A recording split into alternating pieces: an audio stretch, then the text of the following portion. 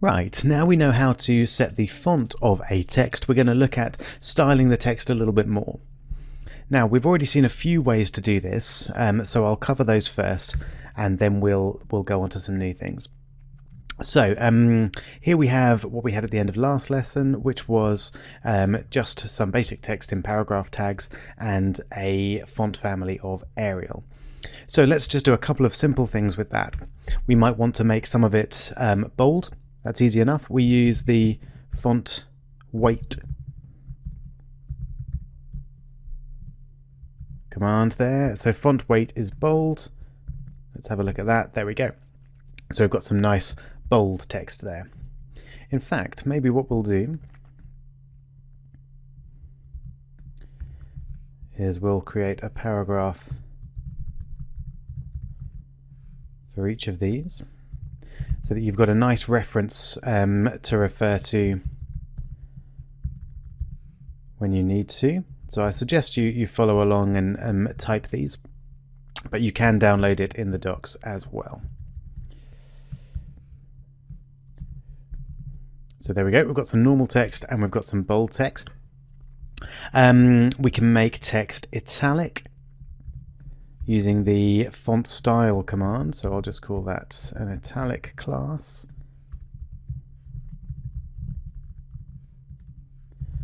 Font style italic, like that. Oops, yep, let's update the text there. This is some italic text. Fantastic. We've already looked at colors.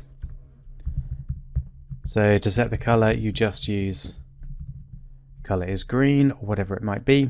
You can of course use the HTML codes there if you want as well. We can underline some text. I'll just remind you of the span tag.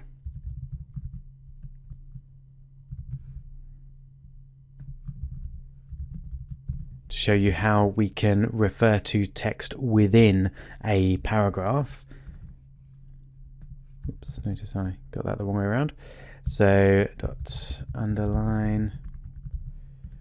We use the text decoration instruction. So text decoration is underline. There we go, and then we've got that underlined. Fantastic. Now we can change the font size as well. Let's go in and change some of these.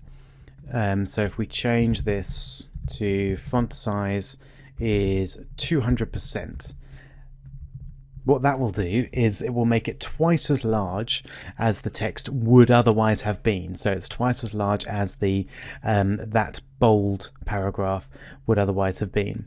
So that's what's called a relative font size. We're making the size relative to what it would otherwise have been. You might also want an absolute font size, in which case you specify it in terms of pixels. So that's 20 pixels. The default font size in most browsers is 16 pixels. So if we set it to 16 pixels, it'll be the same size as it would be if we didn't set the font size at all. So there is some debate in web design circles as to whether you use pixels or percentages. There is a third option as well, known as EM. So if we try a font size of 2EM, like that, that makes it quite large. So 1 EM is actually the same as 16 pixels. So 1 EM is the standard font size in most browsers. So if you just change that slightly, it will make it slightly bigger, etc. So that's very similar to using the percentage command. The reason that some people prefer using the relative sizes is when you resize your text in some browsers. If the text is defined in an absolute way, so say 10 pixels, then it won't necessarily resize nicely. Chrome works pretty well, so that actually works nicely, but sometimes you do get problems. So that's one for you to investigate, but it depends on the particular nature of the project. But really you can use percentages or pixels, whichever works for your project. So that's all we're going to look at specifically in terms of the text styling, but I'll just lead you to a bit of further reading if you like.